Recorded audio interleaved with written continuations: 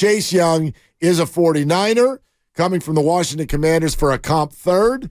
We're talking that out. We're talking about Richard Sherman's comments that Steve Wilks is basically tinkering too much. Time to get back to basics. Let the 49er defense use its talents. Just pin ears back, go get quarterback. Stop having them do all of these different things. What about this, Dibs? This is from our buddy Mike Silver in the San Francisco Chronicle.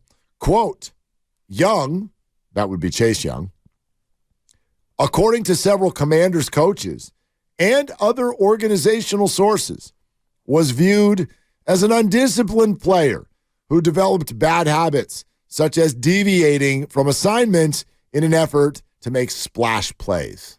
Oh, okay. That's a damning scouting report. Mm-hmm. But he's coming to a place where the defensive line coach, Chris Kasarik, is widely regarded as one of the best in the business. No doubt, but I'm sure Washington has coaches too. Right, but I don't know if this system has been beset by players who are undisciplined and trying to make splash plays. Well, it's interesting. I mean, if you're on a team that is struggling to win and you're coming up on a free agent contract, I could see how stuff like this would happen. The 49ers, I would think, would not make a deal like this unless they were convinced that Chase Young can come fit into a team concept, because that's one thing the Niners have done very, very well. It's a good locker room. It is a bunch of people who have linked together for a common goal. I don't see anybody getting mad about, well, that guy got the ball too much. This guy over here is getting in my way. I've not seen that with the 49ers, and so Chase is going to have to fit in. But the 49ers have a different goal than Washington does. 49ers are trying to win a Super Bowl. Right. I think Washington is trying to, I don't know, make the playoffs? Probably. Find a quarterback? It's different. They're not bad. They're not the worst team in the league by any stretch. Right, but I don't think that it's Super Bowl or bust is being discussed among their fan base as it is out here. Correct. And they're in a spot where, yeah, they're definitely trying to make the playoffs, and then you make the playoffs, and it's kind of playing with house money in terms of being Washington and being seen as the third best team in your own division. And, man, they've had Philadelphia twice in a spot where they could have beaten them and didn't. So you feel like you're close. Maybe it's a matchup thing, but Washington's sitting at 3-5, and if you were in a situation where you really thought you had something going, you probably wouldn't have traded 2 defensive players today, which they did. Yeah, no joke. Like I wonder how they are suddenly going to look. Like they just got rid of their pass rush today. What's their record, by the way? Like I don't even have Washington. This. Yeah, 3-5. Okay, I mean they're not winning that division, but they're not out of the NFC wildcard race. That was a good defense, too. Not a bad defense, at least. Now, I have a feeling that they're going to be a sieve, but we'll see. We'll see how that plays out. They've given up almost 30 points a game this year. They've given up 228 in 8, which is about 28 and change a contest. Minus 57-point differential. You're 3-5. You've already gotten 2 losses against Philadelphia. You're 0-3 in the division. You're not going to win any tiebreakers. You're in a spot where you probably need 11 wins to be a playoff team, which means you got to win 8 of your final 9. It's kind of feeling like it's over in Washington. Yeah, well, no, I don't think they're going to make the playoffs. Right, but in terms of realistically, because maybe 10-7 get you there in the NFC. Yeah, you're right. Gosh, only one team has given up more points than the Washington Commanders this year. One team. Wow. And barely at that. You know I what just it saw is? that. Oh, yeah. you look at it. Yeah. Well, I just looked. I mean, I wouldn't have guessed it. Indianapolis Colts, 229. Yeah. Let's go to Paul in Pleasanton. Hey, Paul, what's up? What you doing? Hey, guys, as we're looking at reasons for the 49ers defensive kind of funk, how about this? Maybe it's like Nick Bosa, second coming off his other brother. They both had their foot to the pedal to the metal on their rookie contracts, get paid. And instead of leaving it on like TJ Watt or Aaron Donald, they kind of take it off and put it on cruise control. I don't see it that way at all, Paul. Thanks so much. I think, Joey Bosa has dealt with some injuries. And Cheryl Bosa, their mom, when she came on with us, I wonder if you remember this comment that she made. She's talking about the team for which Nick and Joey play.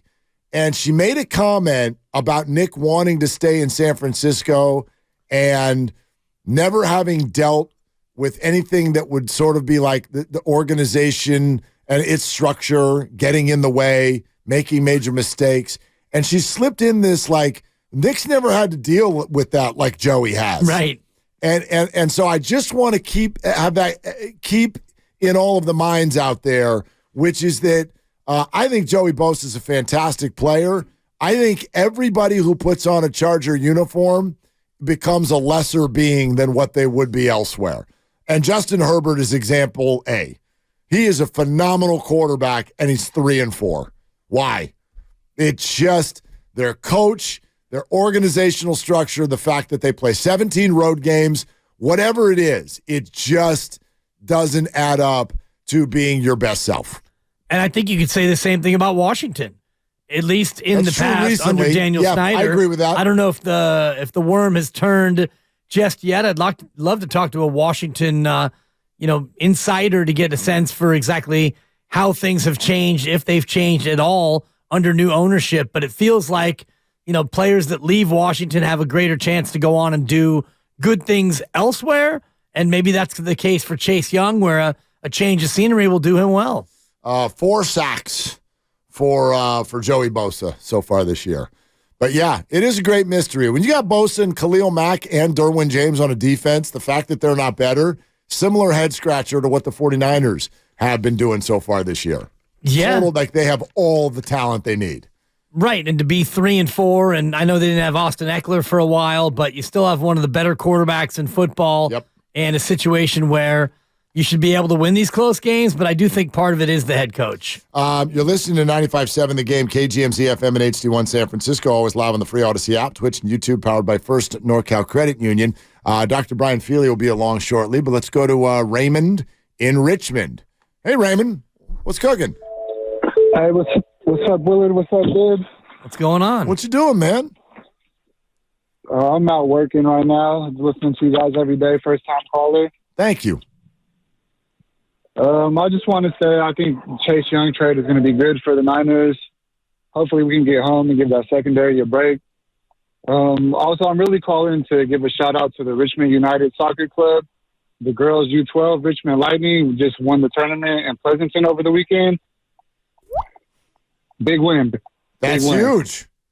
Congratulations. Thank you for shouting them out, Raymond. Thank you for calling. All right, there's Raymond in Richmond. Yeah. With the shout out and the thumbs up on the Chase Young trade.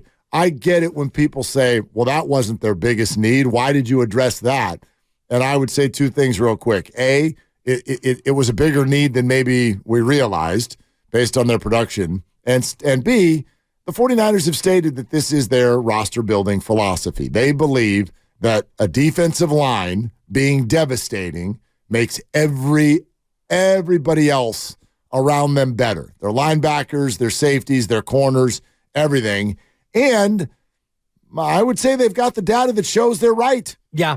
When that defensive line plays great, when Nick Bosa got drafted, the same secondary that only had 2 picks the year before suddenly had the best turnover margin in football. And I wonder what people really think their biggest need is, because the Niners would tell you they don't really have great needs in terms of a spot or a position group that is badly in need of an upgrade.